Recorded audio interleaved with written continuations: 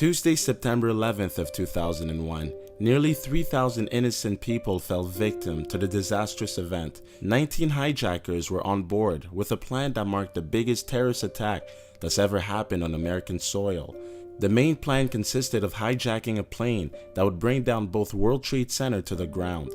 However, the World Trade Centers were not the only buildings that were brought down. Several other infrastructures in New York and even in Washington, D.C. were also affected.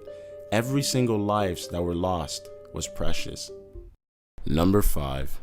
Larry Silverstein is an American businessman. Him along with his father established a real estate company named Silverstein Properties. Their idea was simple: to purchase numerous properties and to resell it at a gaining value. Their main profiting area was in New York, where they owned and resold real estate such as Coca-Cola building for $136 million. The World Trade Center was one of their purchases. Prior to the attack, Silverstein Properties had a temporary office that was established on the 88th floor of the North Tower. Larry, who was scheduled to be in the office that day, was instead deterred by a dermatologist's appointment on the morning of September 11th, practically exchanging a day off work to see more days in his life. Number 4. Sarah Ferguson, the Duchess of York, is a British writer and a charity patron. She was once married to Prince Andrew, Duke of York. On the day of the attacks, she was supposed to be at a charity fundraiser located on the 101st floor of the First World Trade Center. She was late for the event because she was being interviewed by Matt Lawyer at the NBC studios. The news then broke out that the first plane had hit.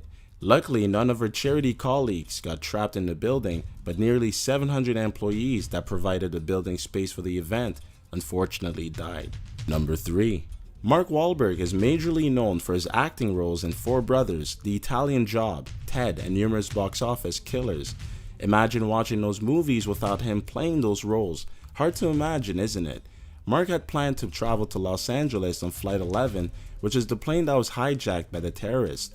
Luckily, at the last minute, Mark changed his plans and stopped in Toronto to attend the film festival, a flight before transferring to Los Angeles. In previous interviews, he explains that he has had numerous dreams relating to the event and how lucky he was to have been prevented from it. Number 2. The show Family Guy may have not been the same if Seth MacFarlane hadn't been around. The voice actor and producer was also thin ice away from being a victim. Just like Mark, Seth had booked a flight on Flight 11 that day. He was, however, saved by the bell when his manager called him to say that his flight had left 30 minutes later than expected. This caused him to miss his flight by a few minutes, but was saved from disaster.